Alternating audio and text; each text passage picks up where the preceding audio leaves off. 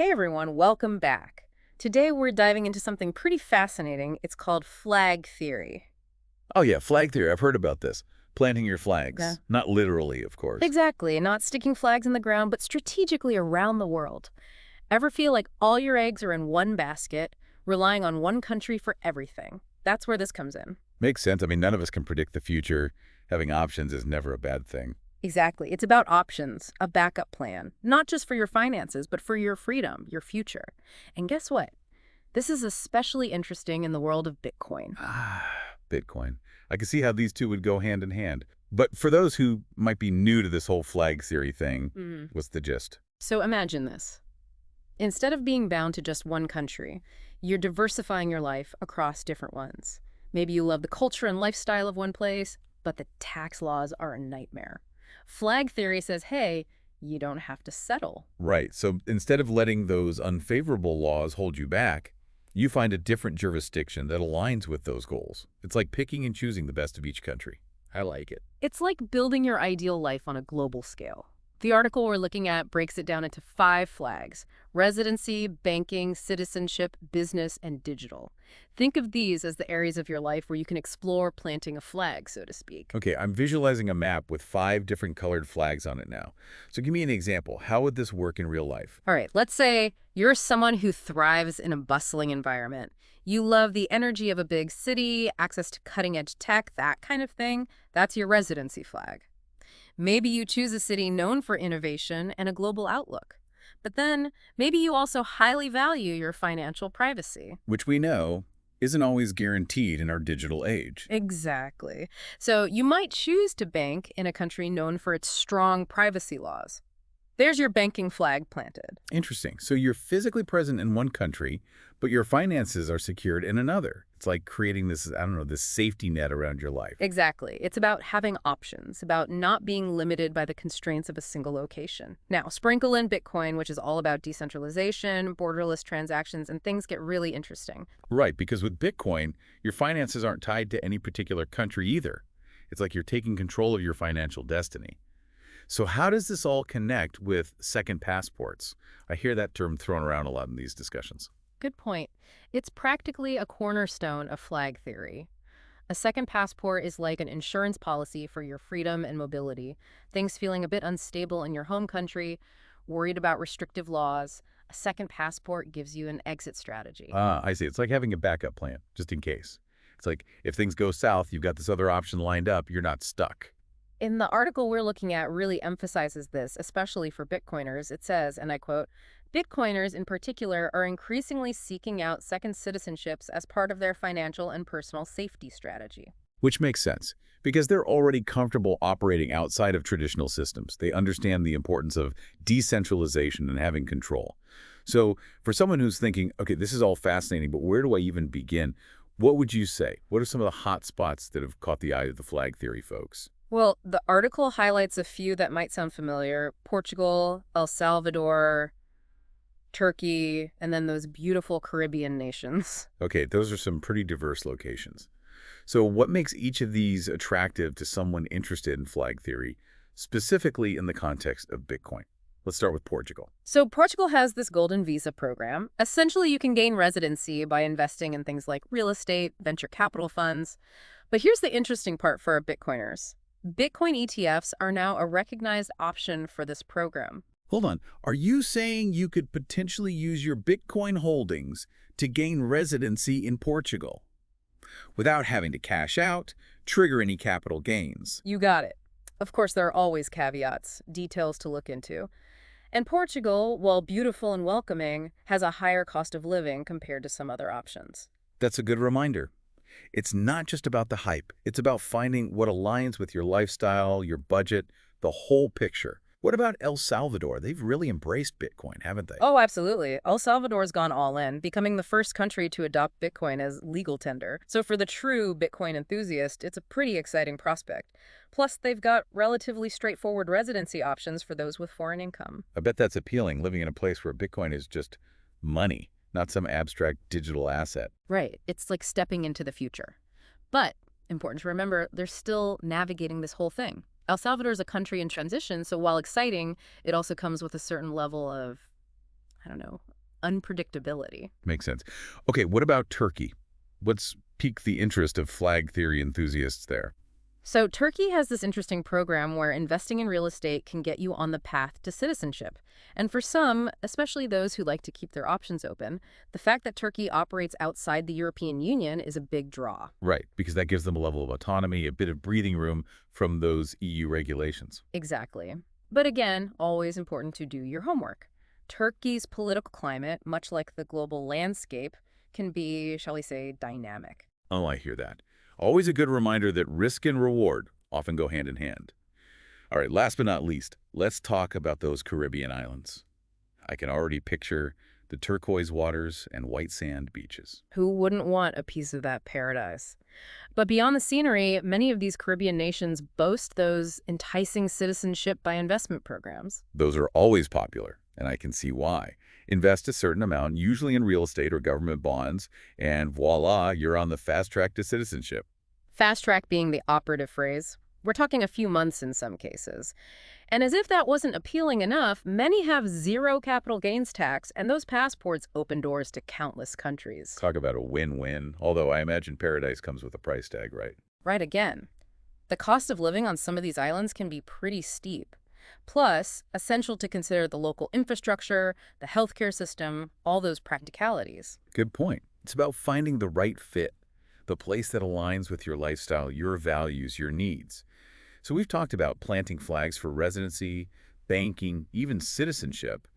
But what about asset protection? That's a huge part of this whole equation. And this is where Bitcoin really shakes things up, doesn't it? I mean, we're talking about a digital asset, borderless, resistant to censorship. It really changes the game of asset protection. Think about it. Traditionally, you'd rely on things like trusts, offshore accounts, jumping through all these legal hoops. Which, let's be honest, sounds intimidating for the average person. It can be. And even then, you're still at the mercy of those systems, those institutions. Bitcoin flips the script. It's like having this digital vault that you, and only you, have the key to. Okay, so you've got this secure digital fortress for your wealth, thanks to Bitcoin, but we still live in the real world with real world risks. So that's where that second passport idea comes back in. Precisely. It's like you can have all the digital security in the world, but if you can't physically get yourself or your loved ones to safety, what good is it? It's about having a well-rounded approach to security, a digital safety net, and that physical escape hatch, just in case. Exactly. And that brings us to a point that often trips people up. Residency versus citizenship. They're not the same thing, are they? Not quite. And understanding the difference is crucial when you're diving into flag theory. Expert speaker, want to break that down for us? Sure. Think of residency like renting a nice apartment in a new city. You can live there, enjoy the perks of that city, but you don't get a say in how the city's run. You're a resident, a guest, but not a full-fledged member of the club, so to speak. Exactly. Now, citizenship, that's like owning a house in that city. You have voice, a vote, you're part of the decision-making process, and in this context, you get a passport, that powerful little document that can open doors to the world. So if we're thinking about Bitcoin, flag theory, and building that ideal life, which one matters more, residency or citizenship? Ah, the million-dollar question. And like most things in life, the answer is, it depends. What are your goals? What are you trying to achieve? Right. If you're mainly interested in, say, reducing your tax burden, maybe tapping into a more favorable business environment, residency might be enough. But if you're thinking long-term about freedom of movement, having options in an unpredictable world, Then citizenship, with that second passport in hand, becomes a very attractive option. it's like choosing the right tool for the job. You wouldn't use a hammer to tighten a screw, right? Exactly. And that's where doing your research, talking to experts, really understanding your individual needs and circumstances, that's crucial. There's no one-size-fits-all solution here. So we've covered a lot of ground, from the 5 flags of flag theory to second passports, and how Bitcoin is changing the way we think about asset protection. But let's zoom out for a moment. It's fascinating how this digital currency, something that exists purely in the digital realm, is making us rethink these very real-world concepts. It is interesting, isn't it? It's like Bitcoin is challenging us to rethink the old rules, the old ways of doing things. It's like this underlying current of change. And it's not just about finances, it's about freedom, autonomy, taking control of your own destiny. And it's not just theoretical anymore, is it? We see people living this way, embracing this lifestyle, and Bitcoin's a big part of that. It's giving people options, empowering them, which I love. But I'm sure some listeners are thinking, this all sounds great, but how do I actually do it? Where do I even start? It's a fair question. And the answer is, Yeah. it starts with you. Deep. I like it. No, but seriously, it starts with defining what you want, what you value. Hmm. Are you seeking lower taxes, Mhm. a more stable political environment, the freedom to travel and work from anywhere? Once you know what you're aiming for, then you can start crafting a strategy. It's like plotting a course on a map. You need that destination locked in before you can chart the best route to get there. Precisely.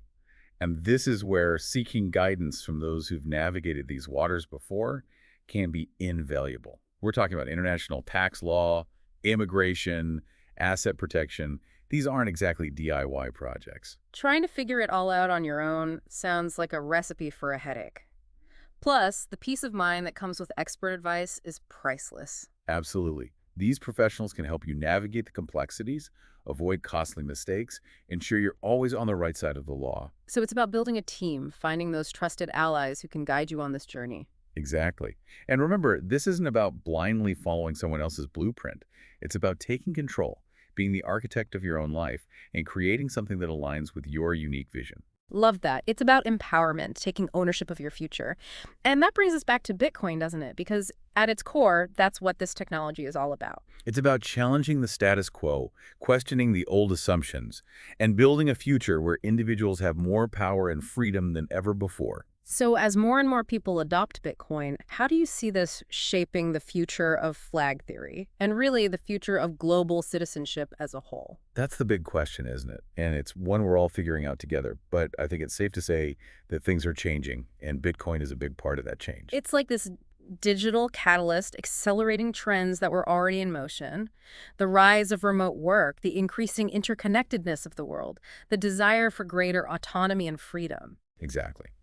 And as more individuals gain financial freedom through Bitcoin, they'll naturally seek out environments that align with that freedom. Places where they can live, work, and thrive on their own terms. It's like this beautiful synergy between the digital and the physical. Bitcoin empowers you financially, and flag theory gives you the tools to translate that freedom into real-world options. Precisely.